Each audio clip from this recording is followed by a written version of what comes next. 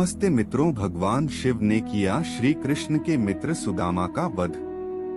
भगवान श्री कृष्ण के मित्र सुदामा अपनी मित्रता के वजह से शास्त्रों में विख्यात हैं। श्री कृष्ण के मन में अपनी अलग ही छवि बनाने वाले सुदामा को दुनिया मित्रता के रूप में याद करती है, लेकिन सुदामा का एक रूप ऐसा भी था जिसकी वजह से भगवान शिव को इनका वध करना पड़ा था।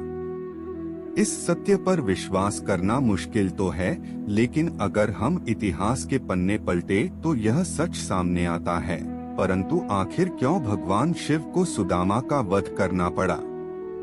वीडियो में आगे बढ़ने से पहले हमारी YouTube चैनल एटू मोटिवेशन को लाइक सब्सक्राइब करें और कमेंट में जय श्री राम लिख दे। आपका कल्याण ही कल्याण होगा। शंखचूर्ण के रूप में हुआ था सुदामा का पुनर्जन्म। स्वर्ग के गोलोक में सुदामा और विराजा निवास करती थी। सुदामा विराजा से प्रेम करता था, लेकिन विराजा कृष्ण से प्रेम करती थी। एक बार जब विराजा और कृष्ण प्रेम में लीन थे, तो स्वयं राधा वहां प्रकट हो गई और राधा ने विराजा को श्री कृष्ण के साथ देखकर विराजा को गोलोक से पृथ्वी पर निवास करने का श्राप दे दिया और किसी कारणवश राधा जी ने सुदामा को भी पृथ्वी पर निवास करने का श्राप दे दिया, जिससे उन्हें स्वर्ग से पृथ्वी पर आना पड़ा। मृत्यु के पश्चात सुदामा का जन्म राक्षस राजदंभ के यहाँ शंखचूर्ण के रूप में हुआ और विराजा का जन्म धर्मराज के यहाँ तुलसी के रूप में हुआ। तुलसी से हुआ था शंखचूर्ण विवाह। शंखचूर्ण माता तुलसी से विवाह के बाद उनके साथ अपनी राजधानी वापस लौट आए। शंखचूर्ण को भगवान ब्रह्मा द्वारा वरदान प्राप्त था कि जब तक तुलसी तुम पर भरोसा करेंगी तब तक तुम्हें कोई जीत नहीं पाएगा।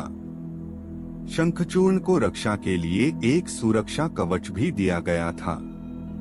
शंखचूर्ण धीरे धीरे कई युद्ध जीतते हुए तीनों लोकों के स्वामी बन गए। शंखचूर्ण के क्रूर अत्याचार से परेशान देवताओं ने भगवान ब्रह्मा से इसका समाधान मांगा। ब्रह्मा ने इस विषय पर भगवान विष्णु से सुझाव लिए जाने की बात पर देवतागण भगवान विष्णु के पास गए। विष्णु जी ने देवताओं को शिव जी से सुझाव लेने को कहा। देवताओं की परेशानी को समझते हुए शिव जी शंखचूर्ण से युद्ध करने के लिए अपने पुत्रों कार्तिकेय व गणेश को इस युद्ध के लिए मैदान में उतारा।